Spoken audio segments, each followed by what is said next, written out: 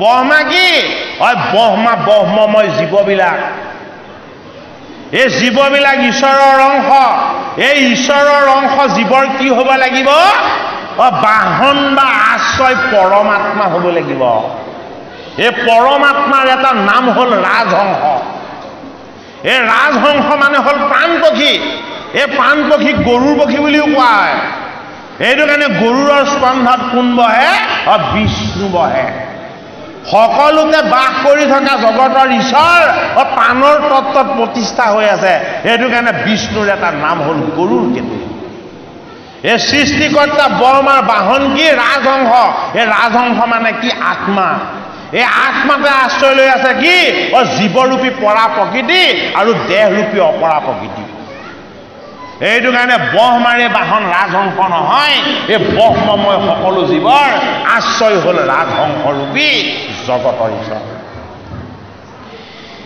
এই ভগৱন্ত বদতি শুনিও সৃষ্টিকৰ হয় আমাক সন্তোষ তুমি কৰাইলা বিস্তৰ লৈও অভিমত বৰ যে হন জোৱাই মোক দেখিলা তো হবে দুখ দূৰ যায় মোৰ কৃপা দেখে হবে কাৰ্য ভৈল সিদ্ধি জানি অভিমান তুমি এৰিবা বিধি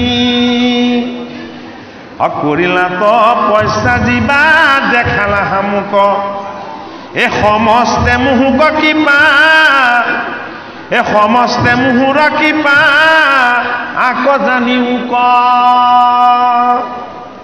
ব্ৰহ্মায়ে বুলন্ত মোৰ হৃদয়ত যথা হে অন্তৰ্যামী প্ৰভু তুমি হে জানা সৰ্বথা তথাপিতো নাথময়ী হৰিবৰ খাওঁ তজুস্থূল সূক্ষ্ম ৰূপ জানিবা কচাওঁ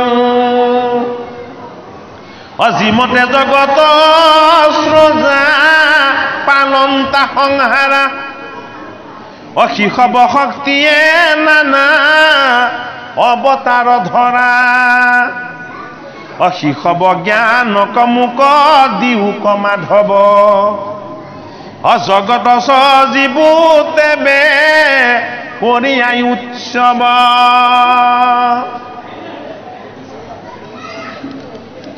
হে আৰু মোক এহি কৃপা কৰা ভগৱান এ জগত সজন্তে যেন অনুহি অভিমান এই ব্ৰহ্মাৰ প্ৰাৰ্থনা শুনি কৃষ্ণ নিগদতি চতুশ্লোক ভাগৱত লোৱা প্ৰজাপতি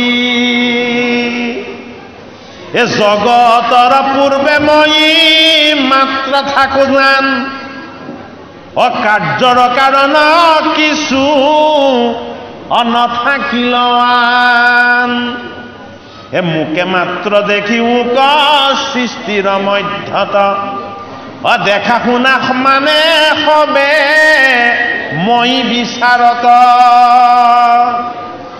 মই মাত্ৰ আবে অৱশেষ থাকো অন্তত কুণ্ডল ভাঙ্গিলে যেন শুনা স্বৰূপত হে অবস্তুক দেখাব বস্তুক আৱৰি এহিহে মোহৰ মায়া জানা নিষ্ট কৰি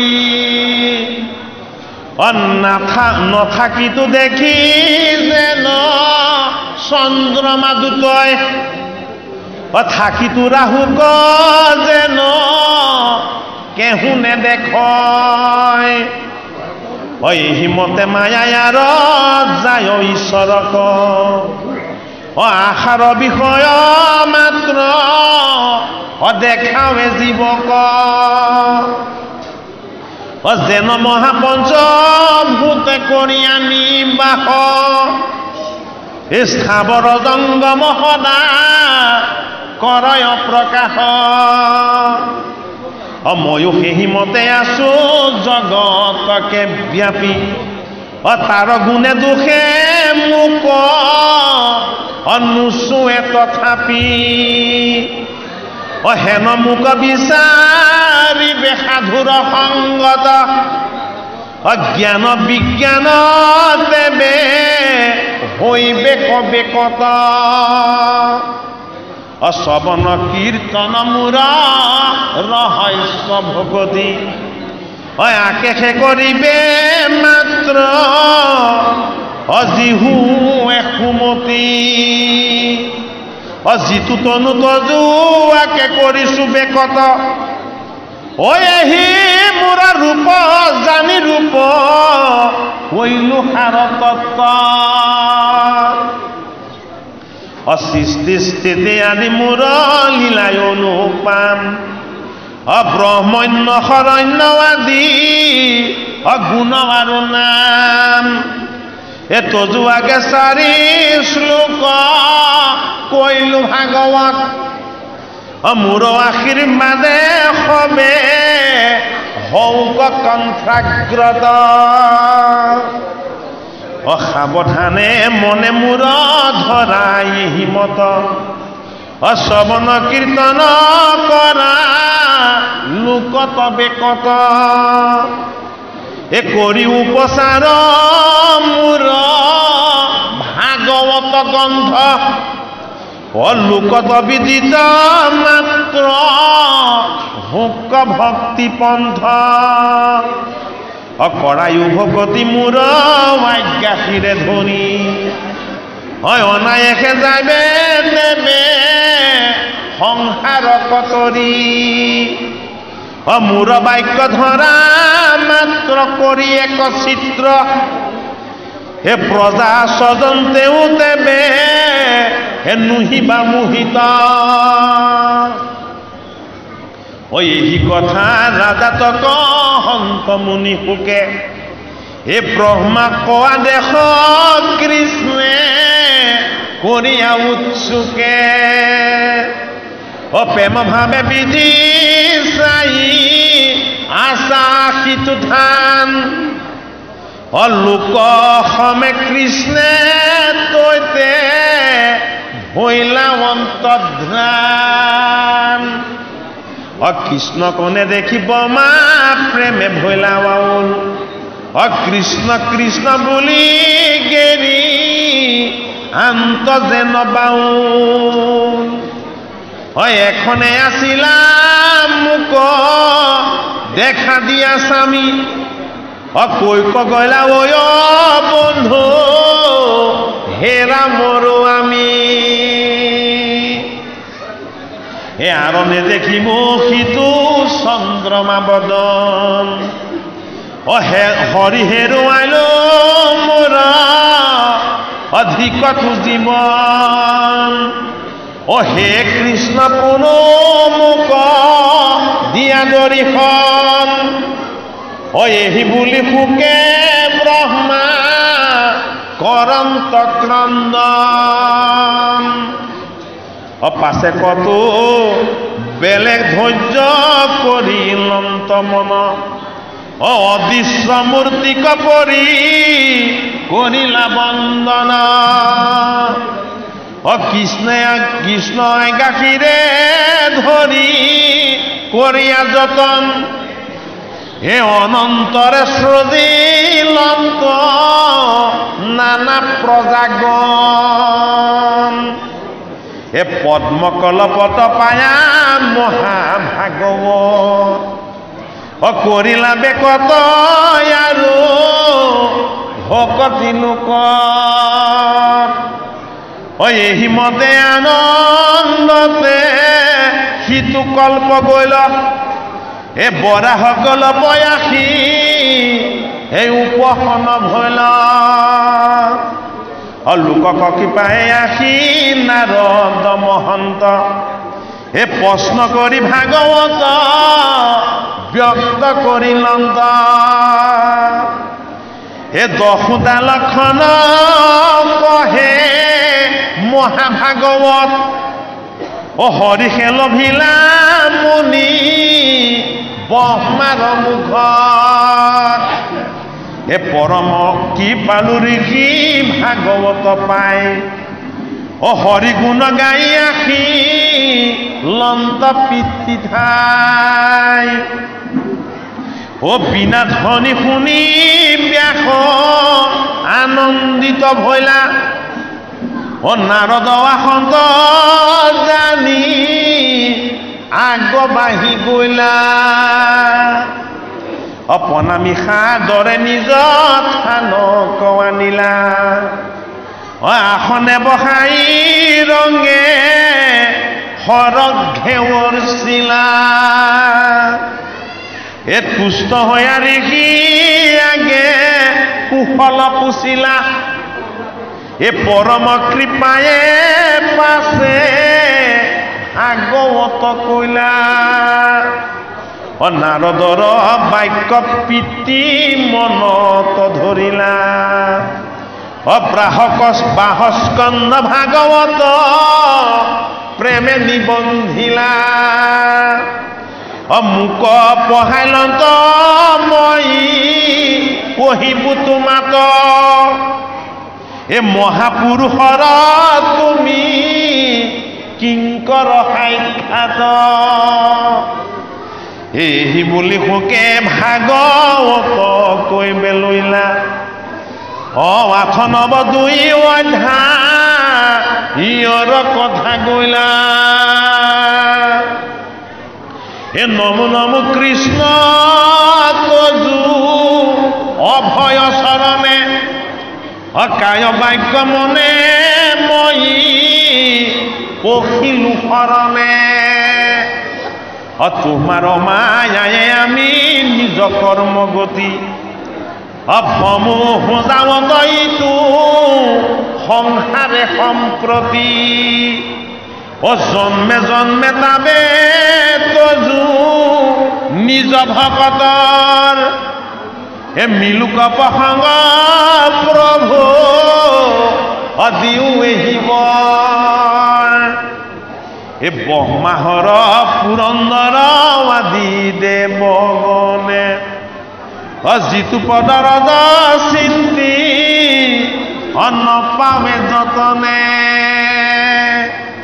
অ হেন তজুপনে অখন দ্বিতৰতি হৌক এ শ্ৰৱণ কীৰ্তন ৰসে কদাপি নেৰোক এ শুনা সভা সদপদ দ্বিতীয় স্কন্ধৰ এক চিত্তেশ্বৰ বচিন তিও গোবিন্দ আমদেৱ ধৰ্ম এৰি ধৰা গুণ নাম হে কৃষ্ণৰ কিংকৰে কহে ভোলা ৰাম ৰাম হৰি ৰাম ৰাম ভাগৱতৰ দ্বিতীয় স্কন্ধত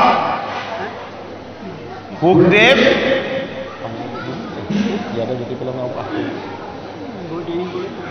নহয় অকণ ছুটিহে মাত্ৰ দশলক্ষণে আছে অকণমানে আছে এয়া শেষেই হৈ যাব অঁ অকণ পাছ কৰিব পৰা হ'ব আধা ঘণ্টামান লাগিব আধা ঘণ্টামান হ'ব ন অঁ ঠিক আছে ভাগৱতৰ প্ৰথম পদ প্ৰথম স্কন্ধ কি ভাগৱত বাংময় মূৰ্তি ভগৱান নিজেই এই বাংময় মূৰ্তি ভগৱান কি গুণ ৰূপত নাই নিৰ্গুণ ৰূপত ভগৱানৰ মূৰ্তি তিনি প্ৰকাৰৰ এক প্ৰকাৰৰ মূৰ্তি হ'ল মৃন্ময় মৃন্ময়টো হ'ল মাটিৰ মূৰ্তি বোলে কি এই জগত ব্ৰহ্মাণ্ড সংসাৰ জীৱ এইটো ঈশ্বৰ মূৰ্তি এইটো কাৰণে এইটো মৃন্ময় মূৰ্তি এই মৃন্ময় মূৰ্তিৰ পূজা নাই এই মৃন্ময় মূৰ্তিটো লুকাই আছে অদৃশ্য হৈ নিৰাকাৰ হৈ অন্তৰ্যামী হৰি হৈ কি জগতৰ ঈশ্বৰ কি ৰূপত আত্মা ৰূপত এইটো কাৰণে তেওঁৰ ৰূপটো কি সেইটো চিন্ময় চিন্ময় মানে চকুৰে নেদেখা কাণেৰে নুশুনা ভাগ কৰিব নোৱাৰা অব্যক্ত এইটো কাৰণে জগতৰ হৰিৰ এটা মূৰ্তি হ'ল কি চিন্ময় মূৰ্তি চিন্ময় মূৰ্তিটো কি আত্মাৰূপ পৰমাত্মা ৰূপ এই সৃষ্টিকৰ্তা ব্ৰহ্মাই 1000 বছৰ তপস্যা কৰাৰ অন্তত ঈশ্বৰৰ কৃপাত দৰ্শন পালে কি ৰূপ বৈকুণ্ঠ ধাম আৰু ঈশ্বৰ এক তত্ত্ব চিন্ময় ৰূপ এই চিন্ময় ৰূপত আমি কেতিয়াও ঈশ্বৰক দৰ্শন কৰাৰ ব্যৱস্থা নাই ভগৱানৰ আৰু এটা মূৰ্তি হ'ল কি বাংময় এই বাংময় হ'ল বাক্য ৰূপ হৰিৰ স্তুতি উপাসনা যশ গুণ আৰু ঈশ্বৰৰ লীলা এইটো কাৰণে এই ভাগৱত কি মূৰ্তি বাংময় মূৰ্তি এই বাংময় মূৰ্তিৰ দ্বাৰাহে ঈশ্বৰক স্পৰ্শ হ'ব সেইটো কাৰণে এই বাংময় মূৰ্তি ভাগৱত কেইটা লক্ষণযুক্ত 10টা লক্ষণযুক্ত কিন্তু ইয়াৰ স্কন্ধ কেইটা ইয়াৰ স্কন্ধ হ'ল 12টা হৰিৰ 12টা দেহৰ অংগই হ'ল এই ভাগৱত সেইটো কাৰণে প্ৰথম আৰু দ্বিতীয় স্কন্ধ ভগৱন্তৰ দুখন চৰণ তৃতীয় আৰু চতুৰ্থ স্কন্ধ ভগৱন্তৰ উৰুদয় পঞ্চম স্কন্ধ ভগৱন্তৰ নাভি পদ্ম ষষ্ঠ স্কন্ধ ভগৱন্তৰ বক্ষ সপ্তম স্কন্ধ বাম হস্ত পদ্ম অষ্টম স্কন্ধ সোঁহস্ত পদ্ম নৱম স্কন্ধ হ'ল কণ্ঠ দশম স্কন্ধ হ'ল মুখপদ্ম একাদশ স্কন্ধ হ'ল ললাট আৰু দ্বাদশ স্কন্ধ হ'ল কিল এয়া বাংময় মূৰ্তি ভগৱন্তৰ অমৃতময় ঈশ্বৰ তত্ত্ব এইটো কাৰণে সুখদেৱ ভগৱানে গংগাৰ পাৰলৈ পৰীক্ষিত নিপতিক ঈশ্বৰ কৃষ্ণক দৰ্শন কৰাই দিব বিচাৰিছে কি ৰূপত বাংময় ৰূপত বাক্য ৰূপত অমৃত ৰূপত এই পৰীক্ষিত নিপতিক কি বুলি ক'লে এই বাংময় ৰূপ ঈশ্বৰ তত্ত্ব প্ৰথম কি আছিলে মাত্ৰ 4টা শ্লোক আছিলে এই 4টা শ্লোকত কাক দান কৰা হৈছিলে সৃষ্টিকৰ্তা ব্ৰহ্মাক দান কৰা হৈছিলে কোনে দান কৰিছিলে জগতৰ হৰি নাৰায়ণে এই 4 শ্লোকৰ ভাগৱতত কি বুলি ক'লে জগতৰ হৰিয়ে ক'লে যে মই এই আদিতে আছিলোঁ অনন্তটো কেৱল ময়েই থাকিম এই জগতত মোৰ ব্যতিৰেকে একো নাই এই জগতৰ প্ৰতিটো বস্তুৰ মাজত ময়েই বাস কৰি আছোঁ সেইটো কাৰণে কি মোৰ জন্ম নাই মৃত্যু নাই মোৰ আনন্দৰ কাৰণে এই ব্ৰহ্মাণ্ড নিৰ্মাণ হৈছে যিদৰে কুণ্ডল এডাল ভাঙি দিলে পুনৰ সি সোণত ৰূপান্তৰ হয় এই জগত যেতিয়া এদিন বিনাশ কৰি এই জগতৰ জীৱ আৰু প্ৰকৃতিক মই কি কৰিম মই ৰূপী আত্মাত আকৌ মই ধাৰণ কৰিম সেইটো কাৰণে হে সৃষ্টিকৰ্তা মোৰ কৃপাত মই তোমাক প্ৰকট কৰোৱাই নহয় মোৰ কৃপাৰ কাৰণে তুমি বৈকুণ্ঠ দৰ্শন পালা আৰু মোৰ তত্ত্বৰ তুমি স্পৰ্শ পালা আৰু মোক তুমি সাক্ষাৎ পালা মোৰ যদি কৃপা নহ'লেহেঁতেন তেতিয়াও তুমি এই তত্ত্ব দৰ্শন নহ'লহেঁতেন আৰু মই তোমাক এতিয়া কৈছোঁ বোলে কি মই তোমাক আশীৰ্বাদ দিছোঁ বোলে কি 4 বেদ 14 শাস্ত্ৰ 18 পুৰাণ জ্ঞান বিজ্ঞান তদং ৰহস্য এই সমস্তবিলাক তোমাৰ কণ্ঠগত হ'ব এয়া কণ্ঠগত হোৱাৰ লগতে কি হ'ব তুমি জীৱ সৃষ্টি কৰিবা আৰু জীৱৰ মাজত তুমি কাক দেখা পাব লাগিব মোক দেখা পাব লাগিব সৃষ্টিকৰ্তা ব্ৰহ্মাক চতুৰ্শ্লোকী ভাগৱতত ভগৱান কৃষ্ণই ক'লে বোলে কি মই এই হলো সকলোৰে জ্ঞান এই জ্ঞানৰ মাজত যদি মোক বিচাৰি পোৱা সেয়া হ'ল বিজ্ঞান এই জ্ঞান বিজ্ঞানৰ মাজত যেতিয়া মোৰ তত্ত্ববিলাকক প্ৰত্যক্ষভাৱে স্পৰ্শ কৰিব পাৰিবা এয়া হ'ল তদং তত্ত্ববোধ এই তত্ত্ববোধৰ যোগেদি এই জীৱ আৰু শিৱ এক হৈ যোৱাৰ ৰাস্তাটো যেতিয়া পাবা তাক কোৱা হ'ল ৰহস্য সেইটো কাৰণে 4 শ্লোকৰ ভাগৱতত ব্ৰহ্মাদেৱক দিয়া হ'ল কি জ্ঞান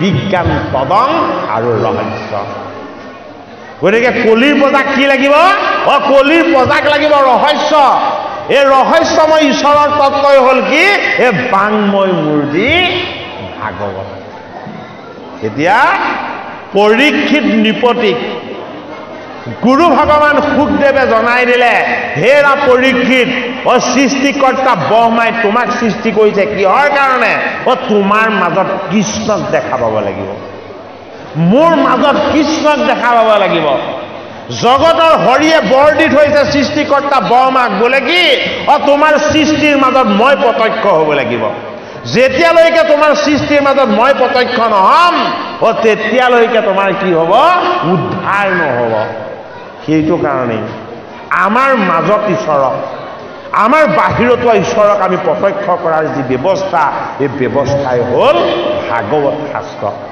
সৃষ্টিকৰ্তা ব্ৰহ্মাই সেইটো কাৰণে দেৱঋষি নাৰদ তেওঁ পুত্ৰ গৃহলৈ আহোঁতেও কি কৰিছে, তেওঁ সুৰসু প্ৰচাৰেৰে সৈতে তেওঁক অভিবাদন জনাইছে। তেওঁ আশে পাশে আসন গ্ৰহণ কৰি বহুৱাইছে, বোলে কি মই দেৱঋষি নাৰদ মোৰ পুত্ৰ বুলি ভাবিলে নহ'ব, এওঁৰ মাজত মই কৃষ্ণক দেখা পাব লাগিব।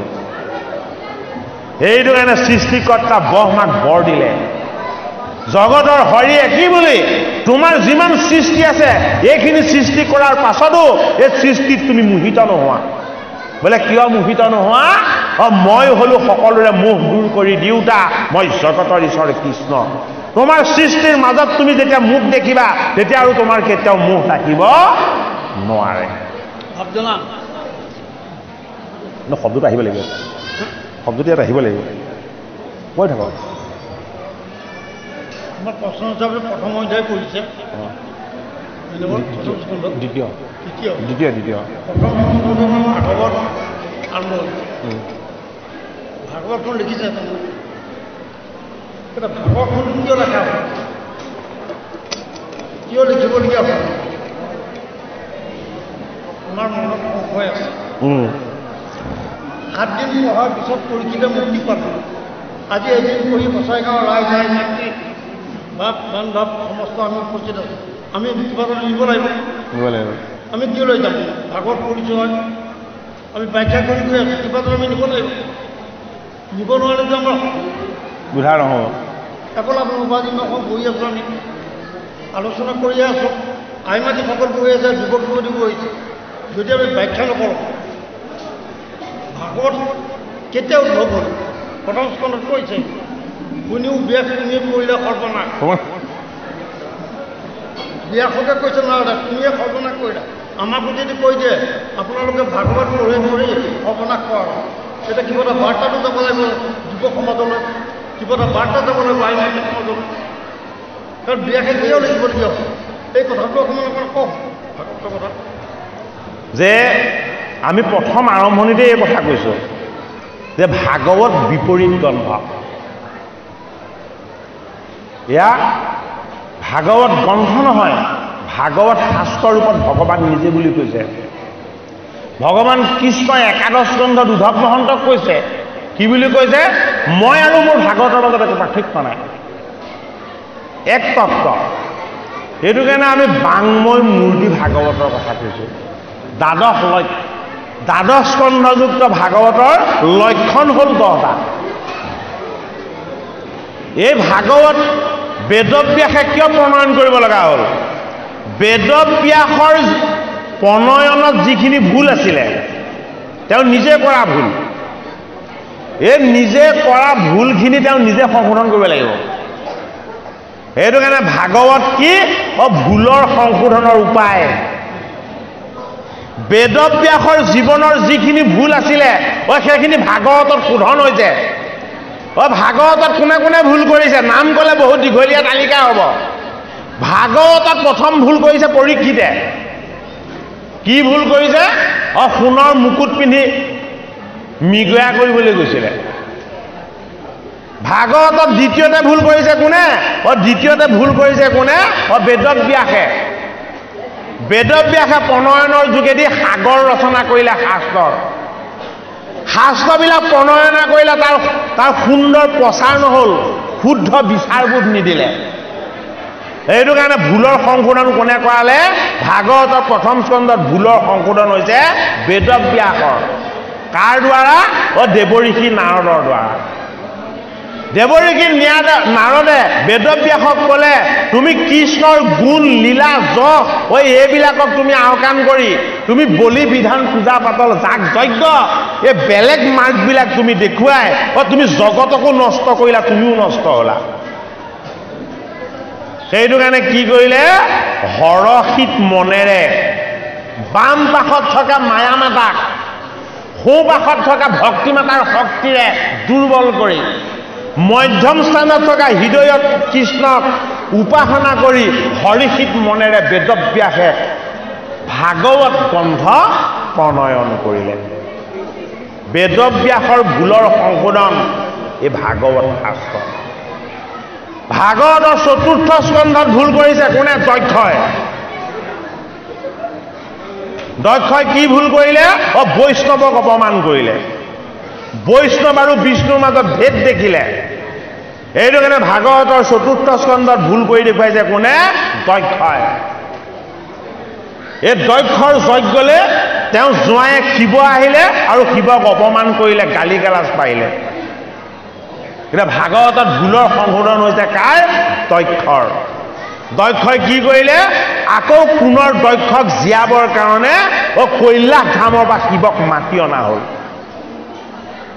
বীৰভদ্ৰই ছিঙি পেলাই দক্ষৰ ধুনীয়া মূৰটো যজ্ঞৰ অগ্নিত দি দিলে। মুণ্ডহীন দক্ষ পৰি থাকি আৰু কি কৰিলে? ছাগলীৰ মূৰ এটা দক্ষৰ ডিঙিত লগাই দিলে। আৰু কোনে জীৱন দান দিলে? মহাবৈষ্ণৱ শিৱই অমৃত দৃষ্টিৰে চাই এই দক্ষক জীৱন দান দিলে। আৰু ছাগলীৰ মূৰটো পাই দক্ষই কি কৰিলে? ভগৱান কৃষ্ণৰ গুণদোষ আৰু লীলাৰে এই মহাবৈষ্ণৱ শিৱক উপাসনা কৰিলে। দক্ষৰ ভুল দূৰ হ'ল, ভুলৰ সংশোধন হ'ল। বোলে কি? বিষ্ণুৰ চৰণ সেৱা নকৰা, বৈষ্ণৱৰ চৰণ সেৱা নকৰাকে বিষ্ণুক পাব নোৱাৰে। এই শিৱ হ'ল বৈষ্ণৱ। বৈষ্ণৱক অপমান কৰি ধৰ্ম নষ্ট কৰিছিলে, আকৌ সেইজন বৈষ্ণৱকে আনি তেওঁ চৰণ সেৱা কৰি হৰিৰ সাক্ষাৎ পালে। ভাগৱতৰ ৫ম স্কন্ধত ভুল কৰিছে কোনে? নাভিয়ে। নাভিয়ে কি ভুল কৰিছে? নাভিয়ে যজ্ঞ পাতিছে পুত্ৰ পাবলৈ। এই ভুলৰ সংশোধন কৰাইছে কোনে? ঋষিসকলে। ঋষিসকলে কৈছে যে তুমি পুত্ৰ পাবৰ কাৰণে যজ্ঞ নাপাতিবা। বোলে কি? ঈশ্বৰক একো বিচাৰি উপাসনা কৰিব নালাগে। আমি ব্ৰাহ্মণসকলেও যজ্ঞ কৰোঁ কিহৰ কাৰণে? তেওঁক সন্তুষ্ট কৰিবৰ কাৰণে। আমি তেওঁক কিবা এটা পাবৰ কাৰণে যজ্ঞ নকৰোঁ। এইটো কাৰণে ৫ম স্কন্ধত ভুল কৰি দেখাইছে নাভিয়ে। বোলে কি? যজ্ঞ পাতি দেখুৱাইছে পুত্ৰ পাবলৈ। আৰু এই ভুলৰ সংশোধন কৰাইছে কোনে? ঋষিসকলে। ঋষিসকলে কি বুলি সংশোধন কৰাইছে? যে ঈশ্বৰক কিবা এটা পাবৰ কাৰণে তুমি যজ্ঞ নকৰিবা, উপাসনা নকৰিবা। ঈশ্বৰৰ চৰণ পাবৰ কাৰণেহে ঈশ্বৰক তুমি উপাসনা কৰিবা। ভাগৱতৰ ৪ৰ্থ স্কন্ধত ভুল কৰিছে কোনে? অংগৰ পুত্ৰ বেনে।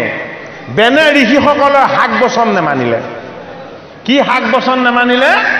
বেন হ'ল দুষ্ট বুদ্ধিযুক্ত। ঈশ্বৰৰ ভকতিৰ পন্থক ত্যাগ কৰি তেওঁ অত্যাচাৰী হ'ল। আৰু বেনক কি কৰিলে? সপ্ত ঋষিয়ে সাও দি ভস্ম কৰিলে, তাৰমানে মৃত্যু দিলে। আৰু পাছত বেনৰ দেহ মন্থন কৰা হ'ল। বেনৰ দেহৰ পৰা এই উৰু মন্থন কৰিলত এজন নিষাদ ওলাল। এই নিষাদজনক অৰণ্যলৈ পঠাই দিলে। আৰু সোঁবাহু মন্থন কৰিলত এজন পুৰুষ জন্ম হ'ল। এই পুৰুষজন হ'ল পৃথু। এইটো কাৰণে ভাগৱতৰ ৪ৰ্থ স্কন্ধত পৃথুৰ দ্বাৰা যজ্ঞ কৰা হৈছে। আৰু সেই যজ্ঞলৈ ৪ সিদ্ধ আহিছে।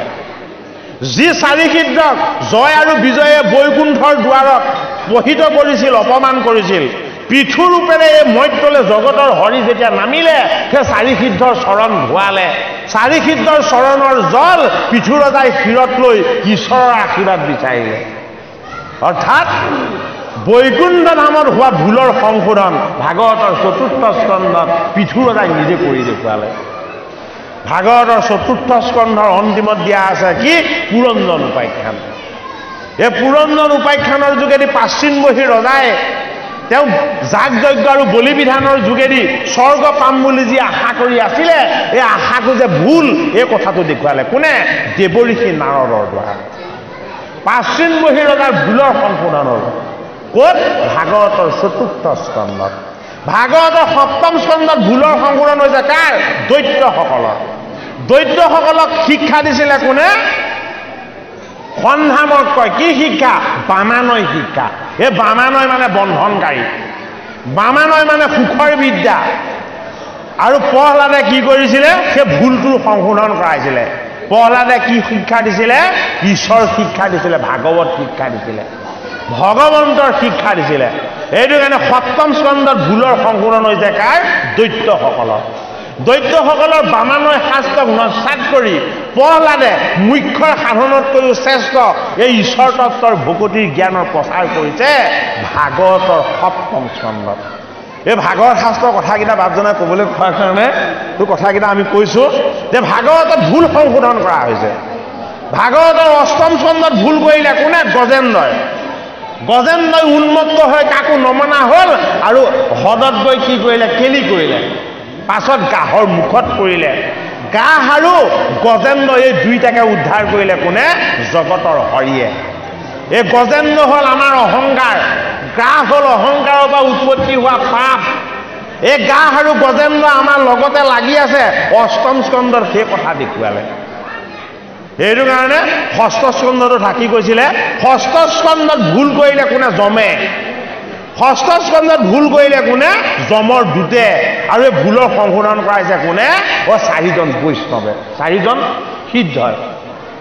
এই অজামিল নামৰ জীৱটোক উদ্ধাৰ কৰিবলৈ এই ঈশ্বৰৰ চাৰিজন পাৰিষদ আহি এই ভাগৱত জ্ঞান আৰু ঈশ্বৰ জ্ঞান ভাগৱতৰ ষষ্ঠ স্কন্ধত দান কৰা হৈছে। এইটো কাৰণে ভাগৱতৰ ষষ্ঠ স্কন্ধতে আকৌ ভুল কৰি দেখুওৱা হৈছে কাৰ? ইন্দ্ৰৰ। ইন্দ্ৰই ভুল কৰিছিলে গুৰুক অপমান কৰি। গুৰুক অপমান কৰিলে জ্ঞান লাভ নহ'ব, ঈশ্বৰৰ সাক্ষাৎ নহ'ব। এইটো কাৰণে গুৰুক অপমান কৰাই নহয়, ভাগৱতৰ ষষ্ঠ স্কন্ধত ইন্দ্ৰই পাছত গুৰুক বধ হৈ কৰিলে। ইমানবিলাক পাপৰ পৰা উদ্ধাৰ হ'বৰ কাৰণে কি লাগিব? ভগৱন্তৰ কৃপা লাগিব। ষষ্ঠ স্কন্ধত ইন্দ্ৰ উদ্ধাৰ হৈছে। ভগৱন্তৰ চৰণ সেৱা আৰু উপাসনাৰ দ্বাৰা ইন্দ্ৰৰো ভুলৰ সংশোধন হৈছে। ষষ্ঠ স্কন্ধ, সপ্তম স্কন্ধ। অষ্টম স্কন্ধত ভুল কৰিলে গজেন্দ্ৰই। গজেন্দ্ৰৰ পাছত অষ্টম স্কন্ধত ভুল কৰিছে কোনে? অষ্টম স্কন্ধত ভুল কৰিছে বলিয়ে। বলিয়ে কি কৰিলে?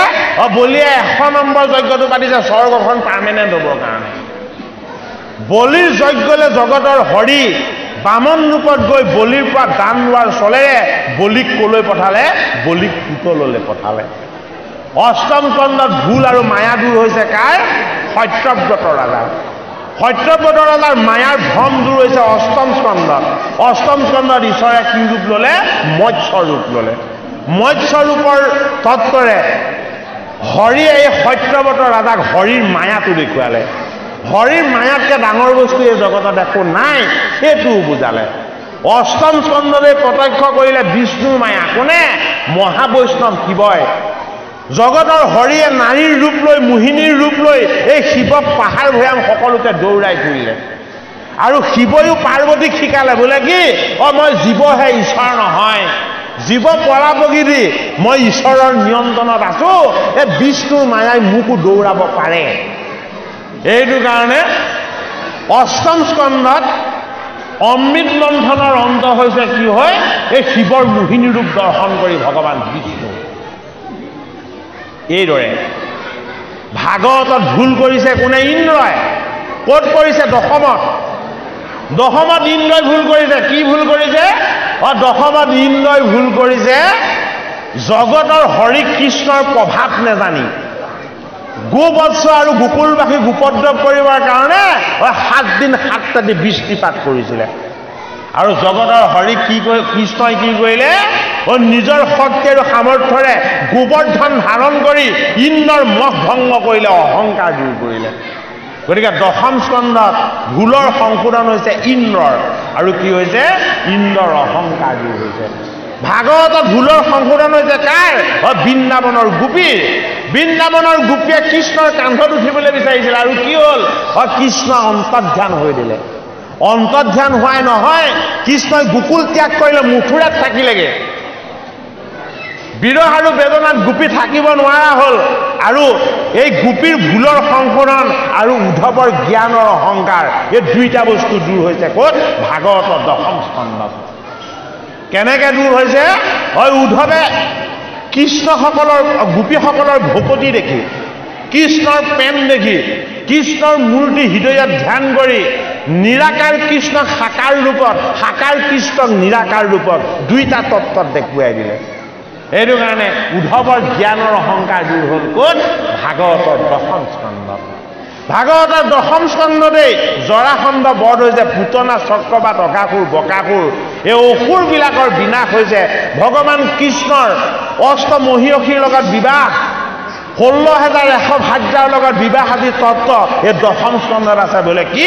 দশম স্কন্ধ ভাগৱত ভগৱন্তৰ মুখপদ্ম। এই মুখখন চালে ঈশ্বৰৰ তত্ত্বটো বুজি পোৱা যায়। সেইটো কাৰণে ভাগৱতৰ 10ম স্কন্ধত ভগৱান কৃষ্ণৰ জন্ম কৰ্ম লীলা তত্ত্ব মৰ্ম আৰু অৰ্থ এই সমস্তখিনি প্ৰকাশ হৈছে। ভাগৱতৰ 11 স্কন্ধ হ'ল ৰহস্য ভগৱতী। ৰহস্যতহে কৃষ্ণক পাব, গুণত নাপায়। এই ৰহস্য ভগৱতী কোনে জানে? কোনেও নাজানে। শিকাই দিলে কোনে? ভগৱান কৃষ্ণই। ভগৱান কৃষ্ণই ৰহস্য ভগৱতীৰ জ্ঞান কাক দিলে? উদ্ধৱক দিলে। এইটো কাৰণে একাদশত নিৰ্গুণ ভগৱতী, ৰহস্য ভগৱতী, আৰু দ্বাদশত কি? দ্বাদশত জীৱ উদ্ধাৰ। জীৱ মায়াৰ ভ্ৰমৰ পৰা মুক্ত, জীৱ এই মায়াময় মোহময় সংসাৰ সমুদ্ৰৰ পৰা উদ্ধাৰ হোৱাৰ ব্যৱস্থা বোলে কি? দ্বাদশ স্কন্ধত দিছে সৰ্পযজ্ঞ। কাৰ? জন্মেজয়। দ্বাদশ স্কন্ধত দিছে কলি যুগৰ ধৰ্ম। দ্বাদশ স্কন্ধত কি দিয়া হৈছে? দ্বাদশ স্কন্ধত দিয়া হৈছে মাৰ্কেণ্ড ঋষিৰ মায়া দৰ্শন। দ্বাদশ স্কন্ধত দিয়া হৈছে কি? পৰীক্ষিতৰ ব্ৰহ্মজ্ঞান লাভ। এইটো কাৰণে জীৱ উদ্ধাৰৰ সমস্ত তত্ত্ব ভাগৱতৰ দ্বাদশ স্কন্ধ। এইটো কাৰণে ভাগৱত কথা শ্ৰৱণ কীৰ্তন কৰাৰ পাছত আমাৰ সংশোধন হ'ব লাগিব। কথা হৈছে কি, মই এইটো কথা কৈছোঁ যে ভাগৱত এইকাৰণে ৰচনা কৰিছে নেকি ব্যাসে? ব্যাসে কিয় ৰচনা কৰিছিল? যে তেওঁ নানা দেৱ দেৱীক বুজিবলৈ কৈছিলে, কিবা কৰিছিলে, বাকীবোৰ পুৰাণ ভগৱানৰ কথা কৈছিলে। এতিয়া সেই দিনটো আমাৰ আহি পাইছে নাই?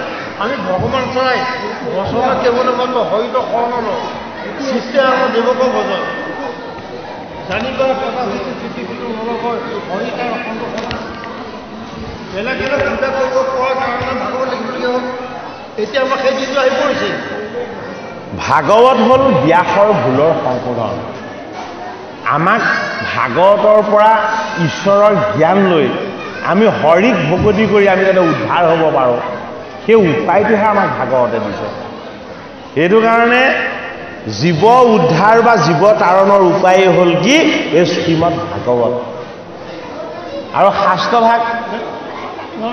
শাস্ত্ৰভাগ কোনেও এইভাগ কাকো বুজাই দিব নোৱাৰে। ই নিজে অনুভৱ কৰিব পৰা বস্তুহে।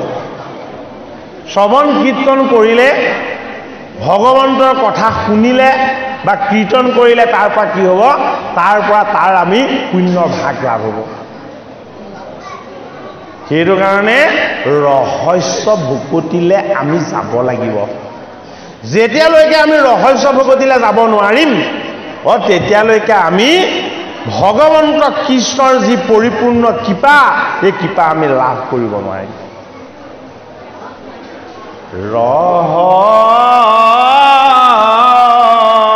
ৰহস্য কজানে যিটো লোকা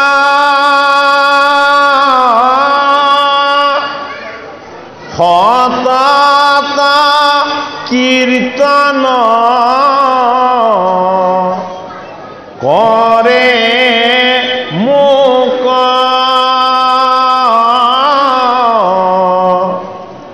অধৰে দৃঢ়মত কৰি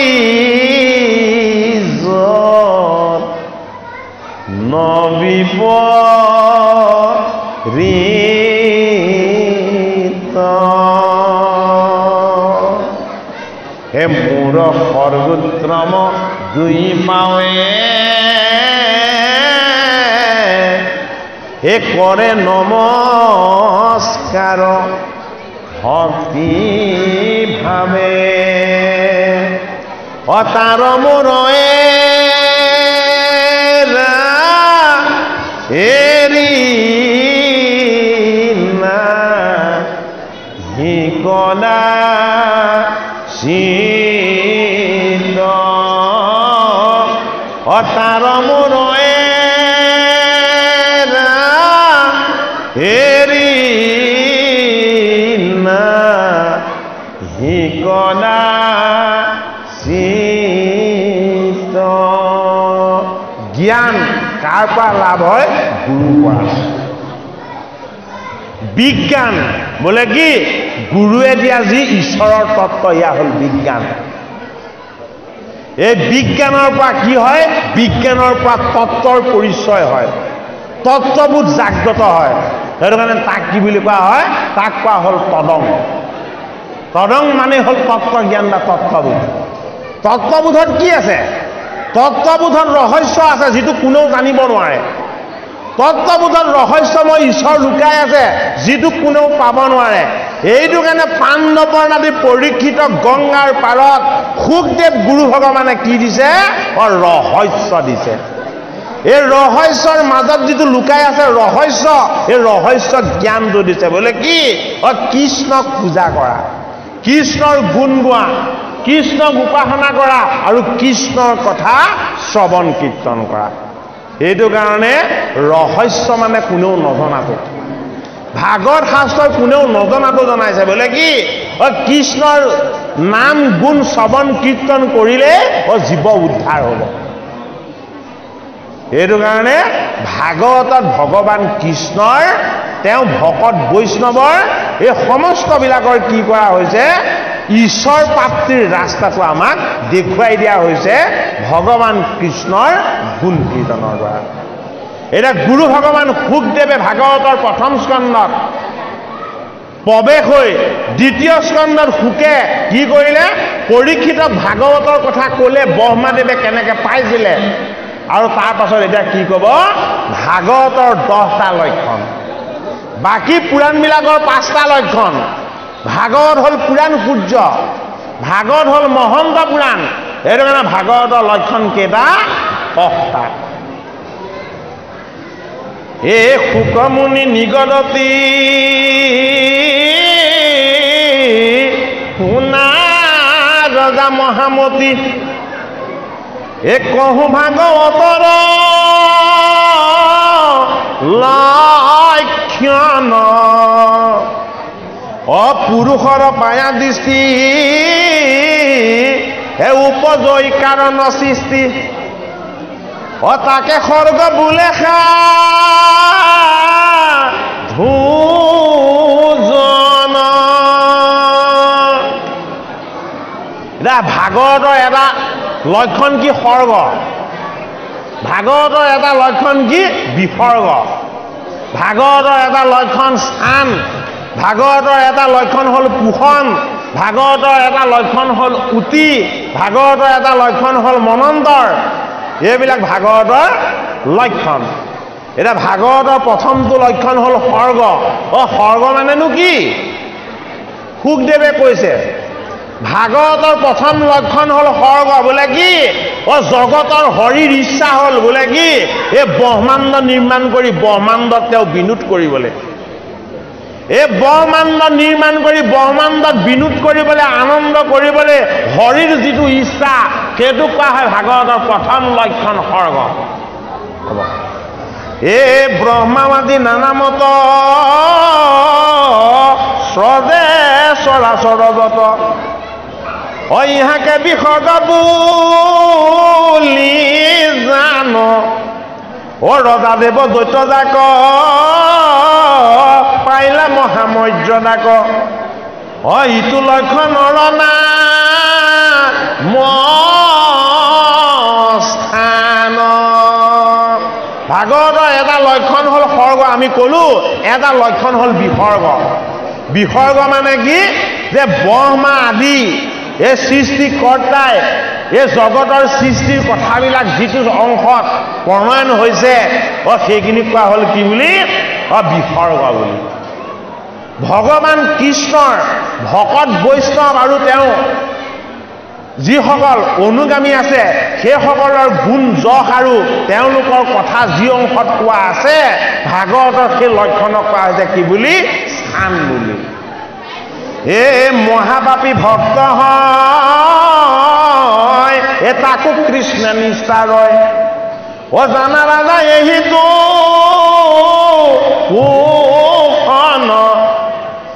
মহন্তৰ কোপে আখি হুৱাই দুৰ্বাসনা ৰাখি উঠি জানা কৰিলো বৰ্ণন মহাপাপীসকল ঈশ্বৰৰ ভয়ত হৰিৰ ভক্ত হয়। ভাগৱতৰ সেইটো লক্ষণক কোৱা হৈছে পোষণ বুলি। আৰু কি বুলি কৈছে? মহামহন্তৰ কোপত দুৰ্বাসনাবিলাক দূৰ হৈ সুবাসনাৰ উৎপত্তি হয়। ভাগৱতৰ সেই লক্ষণটো কোৱা হৈছে কি বুলি? উতি বুলি। এইটো লক্ষণ প্ৰকাশ পাইছে ক'ত? একাদশ স্কন্ধত। এইটো স্কন্ধ প্ৰকাশ পাইছে ক'ত? ভাগৱতৰ ষষ্ঠ স্কন্ধত। এইটো লক্ষণ প্ৰকাশ পাইছে ক'ত? ভাগৱতৰ নৱম স্কন্ধত। উতি নৱম স্কন্ধত দুৰ্বাসাৰ দ্বাৰা কীৰ্তনল প্ৰয়োগ কৰিছিলে অম্বৰীষ, আৰু পাছত সেই অম্বৰীষতে আশ্ৰয় ল'ব লগা হ'ল কোন? দুৰ্বাসাৰ। ভাগৱতৰ একাদশ স্কন্ধত কি হৈছে? যদুকুলক অভিসম্পাদ দিয়া হৈছে। কাৰ দ্বাৰা? এই ঋষিসকলৰ দ্বাৰা। এই ঋষিসকলৰ দ্বাৰা যদুকুলক অভিসম্পাদ দিয়া হৈছে, যদুকুলটো যাতে ধ্বংস হয়। ভাগৱতৰ এই লক্ষণবিলাকক কি বুলি কোৱা হয়? উতি বুলি কোৱা হয়। ভাগৱতৰ ষষ্ঠ স্কন্ধত অভিসম্পাদ দিছে কাক? এই চিত্ৰৰথ গন্ধৰ্বক। কোনে অভিসম্পাদ দিছে? শিৱৰ ভাৰ্যা পাৰ্বতীয়ে। তই তামসজনিত জন্ম হবি, তই অসুৰ হবি, তই ভগৱান কৃষ্ণৰ গুণ গাব নোৱাৰিবি, এই বুলি পাৰ্বতীয়ে অভিসম্পাদ দিছে। এই অভিসম্পাদৰ তত্ত্ববিলাকক কি বুলি কোৱা হৈছে? উতি বুলি কোৱা হৈছে। ভাগৱতৰ এইটো এটা লক্ষণ। যিটো হোমে পুণ্য ভাগি সাধুৰ কৃপাক লাগি অকায় বাকে কৰো যতন তেবে কৃষ্ণ পদে মতি বাহি বেশ প্ৰেমৰতি তৰি বেগ দুৰ্ঘুৰ মৰণ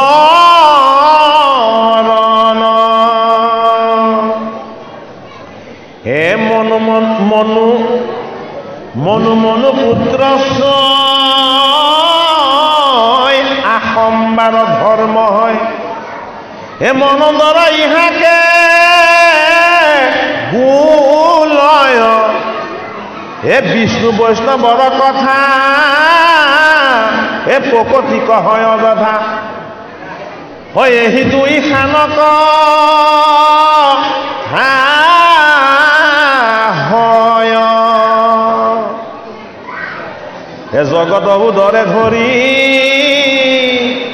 শয়ন কৰন্ত হৰি অনিৰুধন কহিলো স্বৰূপ হে চাৰি মিছা ময়াময় নিজ ব্ৰহ্মৰূপ হয় মুকুতি বুলিয়া কে ভূপ কোটি কোটি ব্ৰহ্মাণ্ডৰ যত জীৱ সমস্তৰ একমাত্ৰ আশ্ৰয়ৰ স্থান সৃষ্টি স্থিতি প্ৰলয়ৰ হেতু যিটো মহেশ্বৰ আশ্ৰয় কহিলো ভগৱান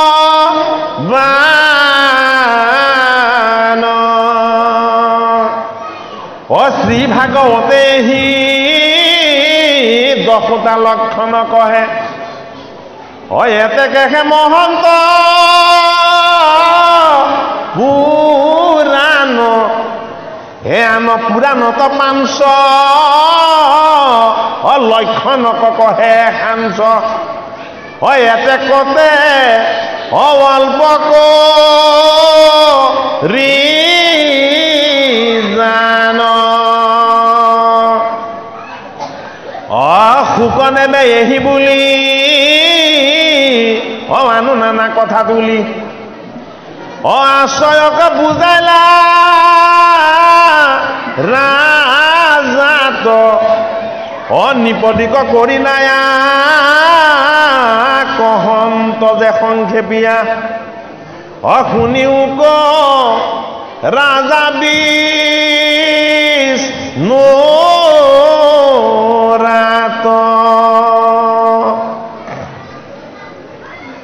যেন যেন মতে বিধি লভিলা সমস্তে সিদ্ধি তাক মই কৈলো তো যোৱাগে এই ভাগৱত পুৰাণৰ লক্ষণ কোনি পবৰ তুমিও শুনিলাই নোৰাগে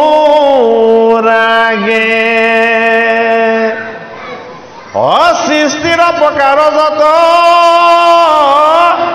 কাল জানি যে নমত তাক কৈব তৃতীয় স্কন্ধ পদ্মকলপৰ কথা সংক্ষেপীয়া কৈলো কথা আৰু কৈব ব্যৱস্থা যি মত হিমতে মহাশয় কহি কৃষ্ণ কথা ছয় তম্বি ৰহিল বাপে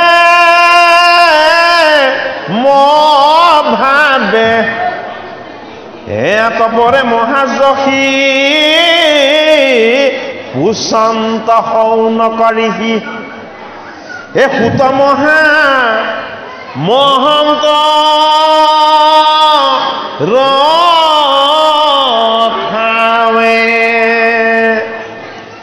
প্ৰথম স্কন্ধ তথা কহি চাই হব কথা ব্যাসসূত বিদুৰ মহন্ত গৃহ বাৰী সবেচাৰী বন্ধু বান্ধৱ কৱেৰী তীৰ্থক্ষেত্ৰে কৰিবে লন্দ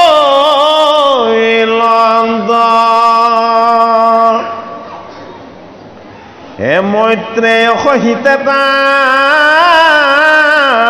সংগ ভৈল কোন স্থান কিবা পুচি লন্দ লাগ মৈত্ৰেয় বা কিবা কৈল কোনো কিয় আহিবইল হস্তিনাপুৰ কম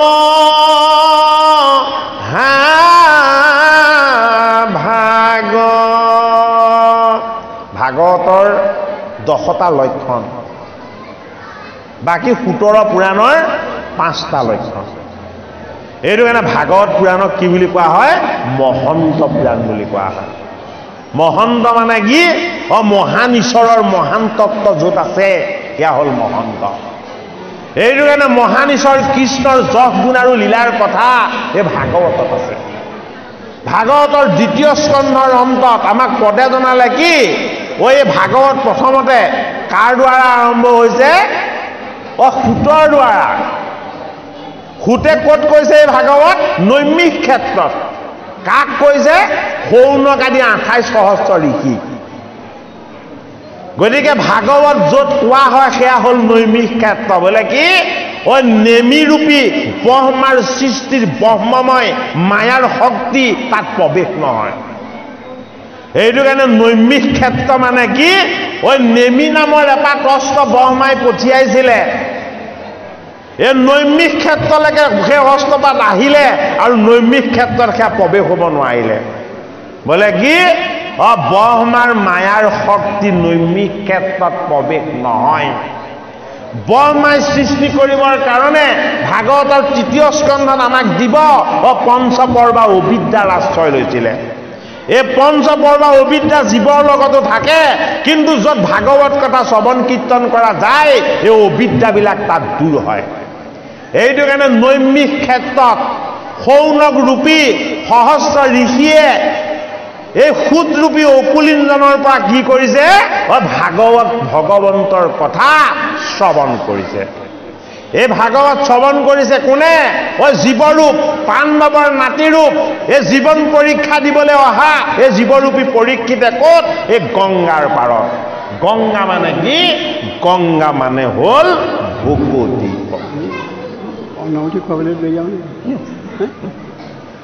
সামৰি দিম ৰ'ব বেছি সময় নাই প্ৰাইভেট পাতি থোৱা আমাৰ ঘৰতে পাতি থোৱা থকা প্ৰাইভেটলৈ বহুত থাবলৈ ভাল নালাগে মানে ভাঙিলে বেলেগ কথা আৰু অকণমান ভক ল'ব কিমান আছে চিনা অকণমান দেই এই পৰীক্ষিত ৰূপী জীৱবিলাকক কলৈ নিব লাগিব গংগাৰ পাৰলৈ নিব লাগিব ঋষি সাধনময় ঋষিয়ে সহস্ৰ বছৰ যজ্ঞ কৰিছিলে বেলেগ কাম কৰা নাছিলে ঋষিৰ স্থান নৈমিষ ক্ষেত্ৰত এই পাণ্ডৱৰ নাতি পৰীক্ষিতৰ স্থান ক'ত গংগাৰ পাৰত এই গংগা কি গংগা হ'ল দেৱী কিহৰ দেৱী ভক্তিৰ দেৱী এই ভক্তিৰ দেৱীটো তত্ত্বৰূপ বোলে কি আমাৰ হৃদয় গংগাৰ পৰা ভক্তি নিজৰা বব লাগিব এই হৃদয় গংগাৰ পৰা ভক্তিৰ নিজৰা যেতিয়া বব গুৰুৰ চৰণ পাব ভগৱানৰ নাম পাব ভকতৰ সংগ পাব আৰু ভাগৱত আৰু গীতা শাস্ত্ৰ পাব এই গোটেই কেইটাক একেলগে কোৱা হয় গংগাৰ পাৰ এই গংগাৰূপী ভকতিৰ পাৰত এই জীৱন পৰীক্ষা দিবলৈ অহা এই পৰীক্ষিত ৰূপী জীৱই এই ভাগৱত ৰূপী ঈশ্বৰময় জ্ঞান কোনে কৈ আছে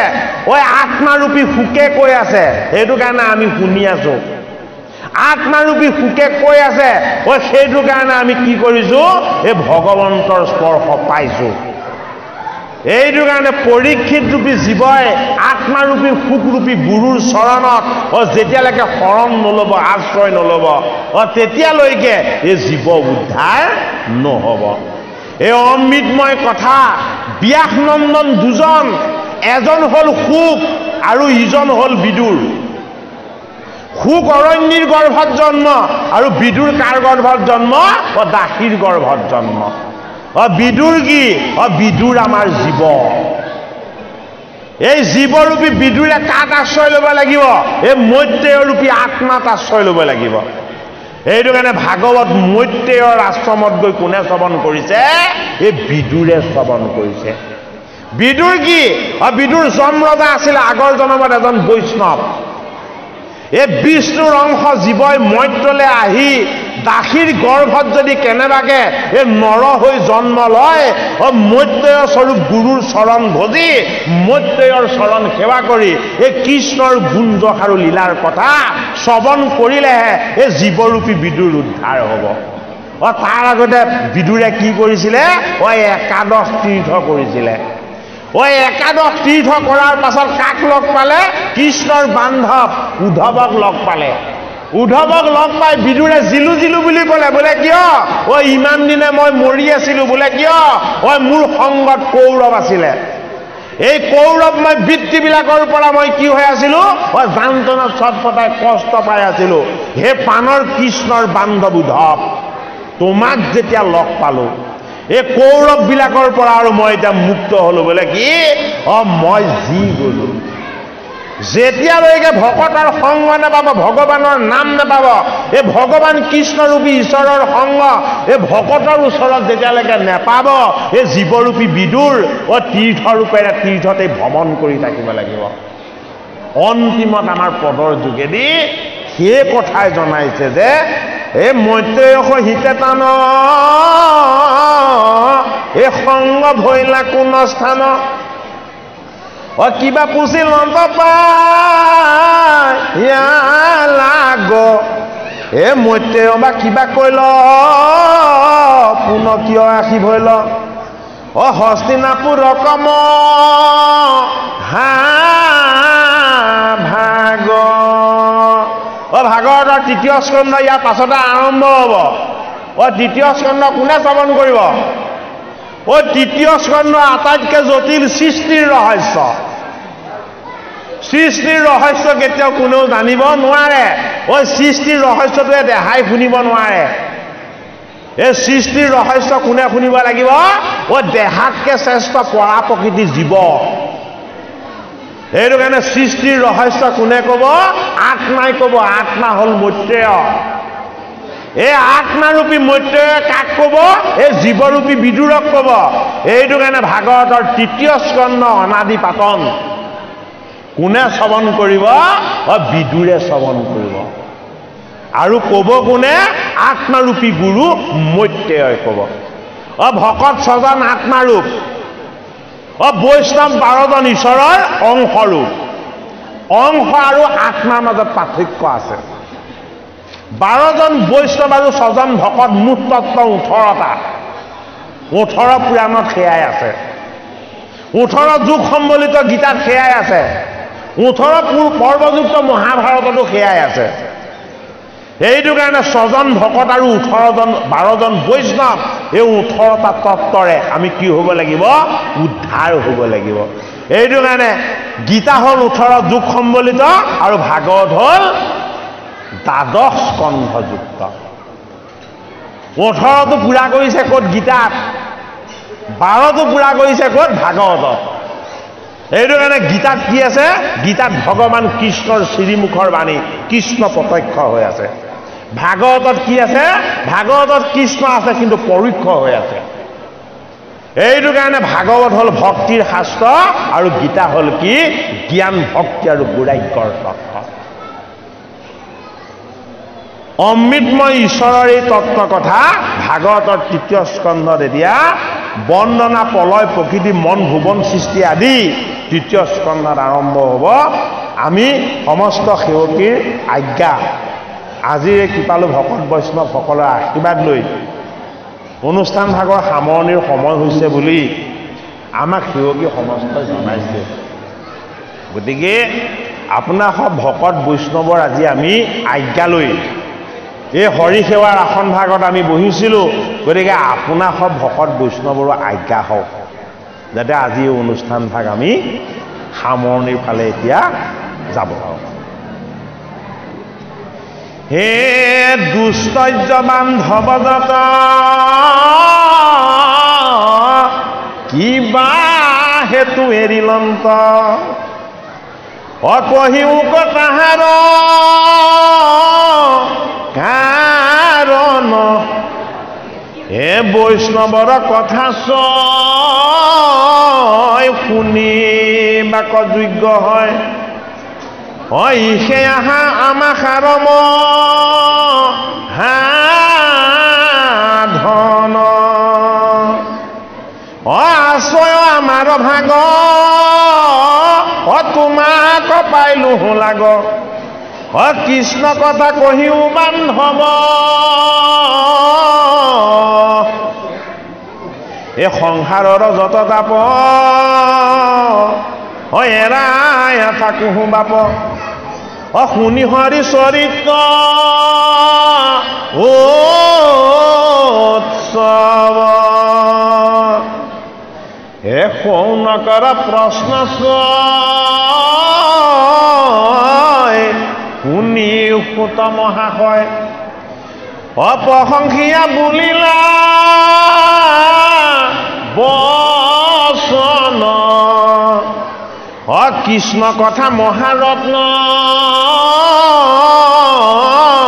শুনিলে তেক যত্ন ধন্য ধন্য তোমাৰ জীৱন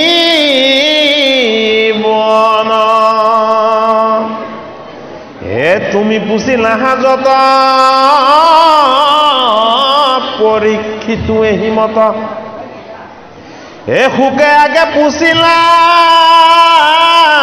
সংশয় হে সুকস্মৰি হৰি পাও ভূয়া মাতি প্ৰেম ভাও অপূৰ্ব কথা কৰিলা নিৰ্ণয়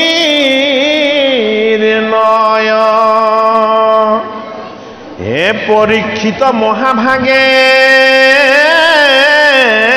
যেন মতে অনুৰাগে কৃষ্ণ কথা কৰিলা শ্ৰৱণ হে তুমি সবু সেই মতে শুনিও কয় চিত্তে কৃষ্ণ কথা পৰম গহন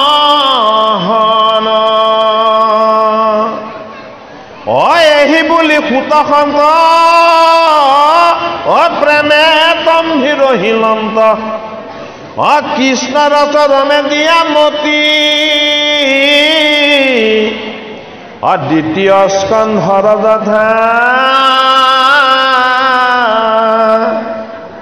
10 অধ্যায়ৰ কথা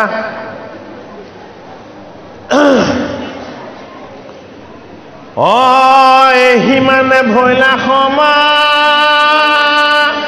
পতি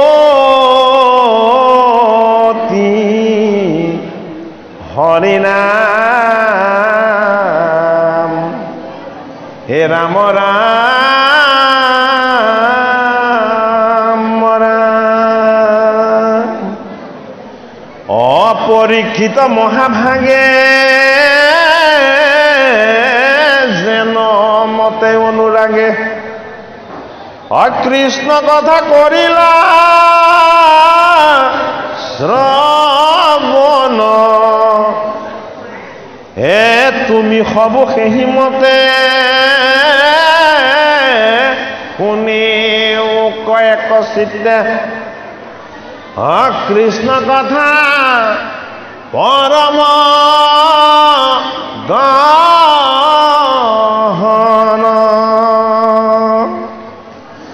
এই বুলি সুত সন্ত প্ৰেমে গম্ভীৰ হিলন্ত কৃষ্ণ ৰসৰণে দিয়া মতি দ্বিতীয় স্কন্ধৰ যথা 10 অধ্যায়ৰ কথা সিমানে ভৈলা সমা পতি হৰিনাম হে ৰাম ৰাম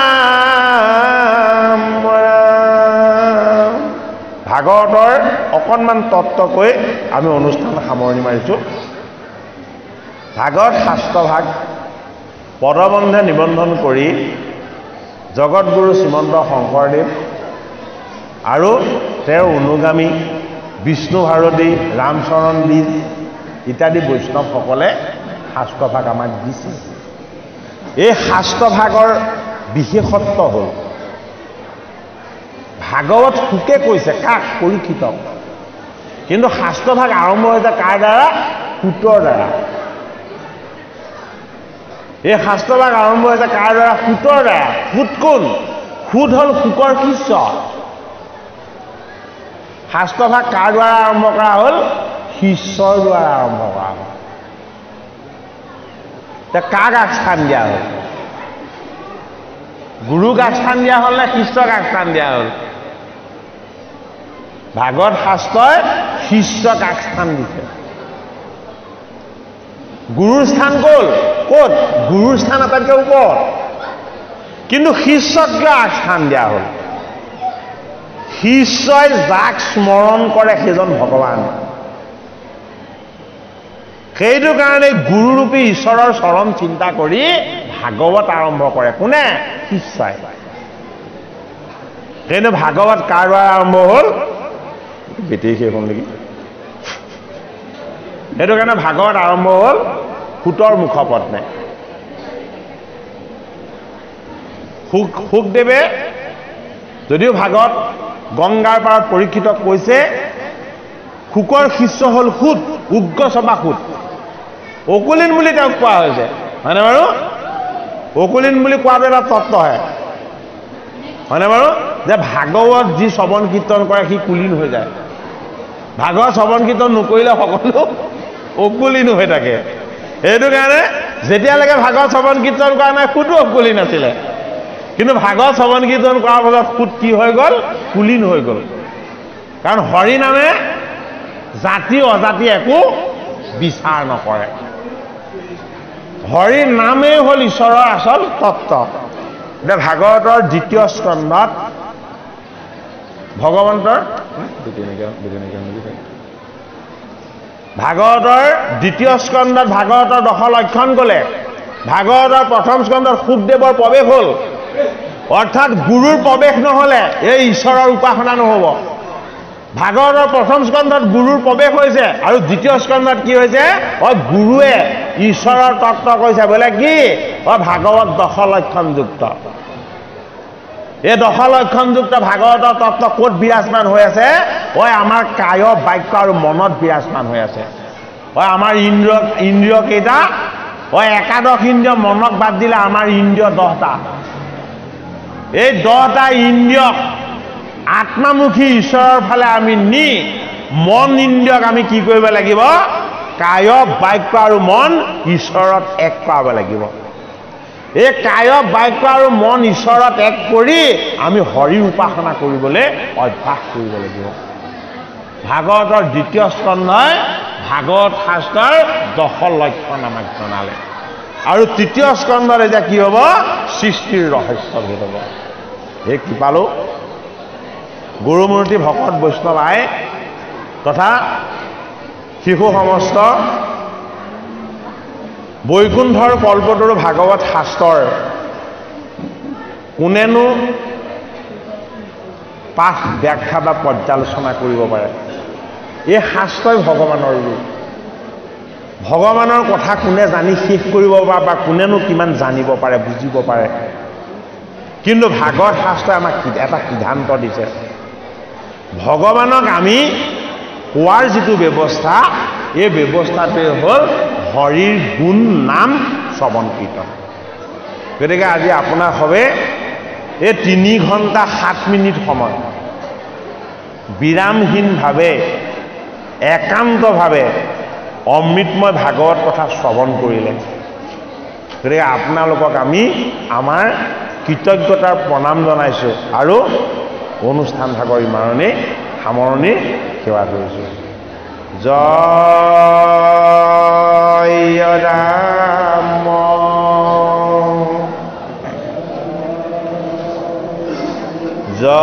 জয় নাৰায়ণ জয় কৃষ্ণ জয় জগদ্গুৰু শ্ৰীমন্ত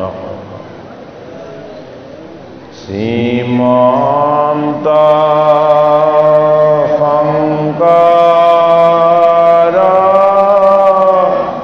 হৰি ভকতৰ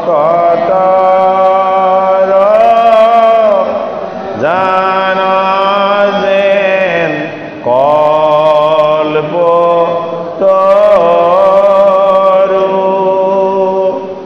তাহান্ত বিনাই নাই নাই নাই আমাৰ পৰম গুৰু ৰাম আমাৰ পৰম গুৰু